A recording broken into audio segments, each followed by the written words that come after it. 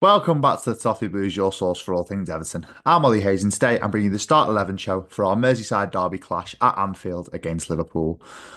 Obviously, Everton are coming into this one in some decent form. 9 games unbeaten. Obviously, included in that was the Merseyside derby in February at Goodison Park. So, fingers crossed we can take that momentum from that game in the Merseyside derby into this one at Anfield. But no doubt it's probably going to be a little bit more of a tougher test over there. But we'll start with the starting 11, and no doubt who is going to be in goal for David Moyes' side on Wednesday night. It's obviously going to be Jordan Pickford, coming off the back of a relatively successful international break with England, 2 clean sheets in 2 games against Albania and Latvia. So, he's just shown what a top keeper he is. He's been, England's number one for so long, Everton's number one for so long. We're going to need him on top form against Liverpool on Wednesday night. Obviously, their attacking threat is it can't be denied. So we're going to need Pickford on top form in this game. But that's probably the easiest one to predict in this team. But we'll move into the back four now, and we'll start at left back. And this was, it was potentially going to be a contentious one going into this game. It was maybe going to be a little bit of a selection headache for David Moyes, but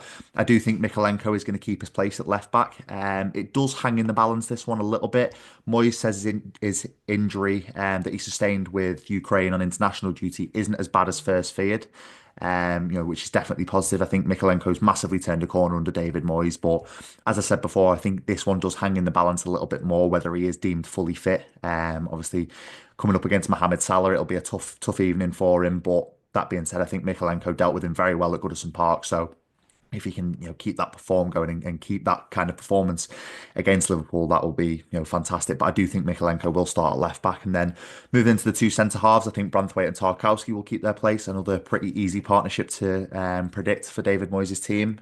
We'll start with Jared Branthwaite. I think he was very unlucky to miss out on the England senior squad for the last international break. I think it's kind of now meant that rumours are swirling about him potentially having to leave Everton to be in Thomas Tuchel's plans, but the likes of quotes saying that he's not got enough international experience, he's not got enough European experience being banded around. But Jared Branthwaite for PSV on his loan deal has made more European appearances than Dan Burn and Mark Gahey. So not sure where that one comes from, but we're going to need Branthwaite to be on top form, aren't we, against Liverpool? As I said before, their attacking threat is very prominent. So yeah, I think Branthwaite is probably the best man in our defence to deal with that. But alongside him, James Tarkowski, the hero of the last Merseyside derby at Goodison Park with that 96-minute equaliser.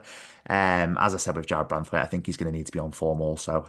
They've seemed to consolidate that partnership like they did at the back end of last season. I think there was a few question marks over Branthwaite and Tarkowski, particularly James Tarkowski at the start of this season under Sean Dyche, but they've definitely put that behind them now and really consolidated that partnership. But now moving away from centre half and moving to right back, I think Jake O'Brien's going to keep his place. With Jake O'Brien, he's got 2 goals in 3 games, so he's becoming prolific for a right back. But he's really turned a corner under David Moyes. I think he's been an absolute revelation. I think he's been fantastic in my opinion. So long may it continue for Jake O'Brien. Obviously, having a relatively successful international break with Ireland, getting back into the fold there. So, as I said before, with like Mikalenko and Pickford and players like that, long may it continue. I think they're putting in solid performances week in, week out. So let's keep that going. But moving into the midfield now, I think James Garner will keep his place. For me, James Garner is just consistent. He's Mr. Consistent. He always puts in 7, 8 out of 10. I think he does the quiet things well.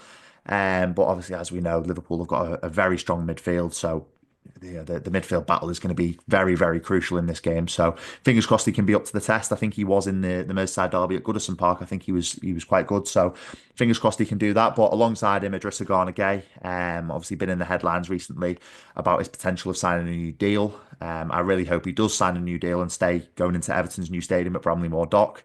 Obviously, as I said with James Garner, it is going to be a very tough midfield battle against Liverpool, but Idrissa Gana Gueye is more than likely up to the test. He's a fantastic Rolls Royce of a midfielder, in my opinion. So, fingers crossed he can really keep Liverpool's midfield quiet. And as I said before, I think this is going to be a game where it is won and lost in the midfield. So, fingers crossed for Idrissa Gana Gueye to put in a good performance. But moving a little bit further forward, I think Abdoulaye Doucouré will keep his place. This was probably one that may be in a little bit of contention. Obviously, as we saw against West Ham, Abdoulaye Doucouré and Carlos Alcaraz both started together. I don't think that one works. I think they kind of get in each other's way a little bit. Alcaraz and Doucouré, I think they kind of do the similar job. They've both got the same kind of energy, whereas Abdoulaye Doucouré offers a little bit more physical presence, whereas Carlos Alcaraz offers that little bit more technical presence. And I think in this game, Abdoulaye Doucouré is probably going to be a little bit more suited to it. I think he's going to offer a little bit more structure than say Carlos Alcaraz. I think he's going to offer that aerial duels that we saw in the first Merseyside derby at Goodison Park in February. I think Abdoulaye Doucouré played relatively well in that game and was putting himself about. So he is going to need to keep his cool. Obviously, losing his cool at the end of the game in a tussle with Curtis Jones and Arne Slot. I think he is going to need to keep his cool in this game. There's no doubt that the Liverpool player is going to try and get in his head. You look at the likes of Van Dijk. Also, as I mentioned before, Curtis Jones, they are going to look to put in any little challenges. And, Abdoulaye Doucouré does have a tendency to lose his head. You look at the Harry Kane incident a few seasons ago. So what we need to see is Abdoulaye Doucouré keep a cool head and use his ability in terms of physical presence and also creating that structure for David Moyes' team.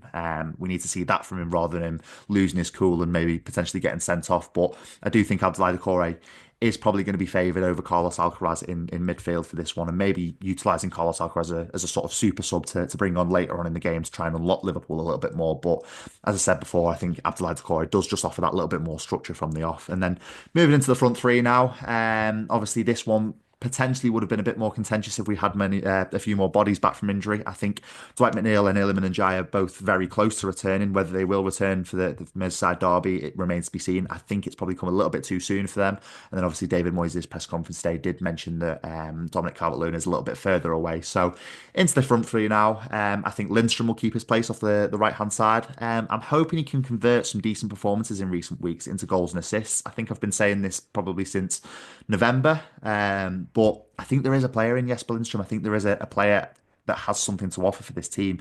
I think in terms of structure as well, I said it with Abdoulaye Doucouré. The team seems to fall apart down that right hand side when Jesper Lindstrom goes off as a substitute. So I'm hoping he can convert these decent performances into some more goals and assists. He got his first assist against Wolves, obviously, for Jack Harrison's goal. And I'll get to Jack Harrison in a minute. But I do think Jesper Lindstrom will keep his place on the right-hand side for this Merseyside derby. And then, obviously, as I mentioned earlier, Jack Harrison's play off the left-hand side. I was hoping Iliman Ndiaye was going to be fit. Obviously, him getting injured in that first half of the Merseyside derby in February was not ideal at all. But I think we've coped really well with his absence. I think we've, to go on a 9-game unbeaten run is, it shows that we do have a decent amount of strength and depth, not a fantastic amount. There's players there that can come in to do a job, but I think Jack Harrison playing off the left hand side, I think we just need to see more from him, don't we? Obviously, getting that goal, his first of the season, I think his first in 36 games for an Everton shirt against Wolves. It was good to see, but we just need a bit more from Jack Harrison. I think, he looks like a player shot of confidence. So fingers crossed, that goal against Wolves can put a bit of confidence in his sails, a bit of wind in his sails, and he can go into the Merseyside derby and potentially beat a few fullbacks and try and put crosses on a plate for the number 9, which I'll mention now, which is obviously Beto. I think Beto will keep his place. I think a lot of people are getting on his back in recent weeks. Obviously, he had that spell where you look at the games like against Crystal Palace and Manchester United, for example. He was becoming prolific. He was scoring almost every week. I think it was 4 games in a row, which he'd scored in every single one of them. But he has been playing quite well. I think he's just, he's trying a little bit too hard at times. You look at the Brentford performance, for example. He had 3 one-on-one chances there, and I think he was just overthinking it a bit.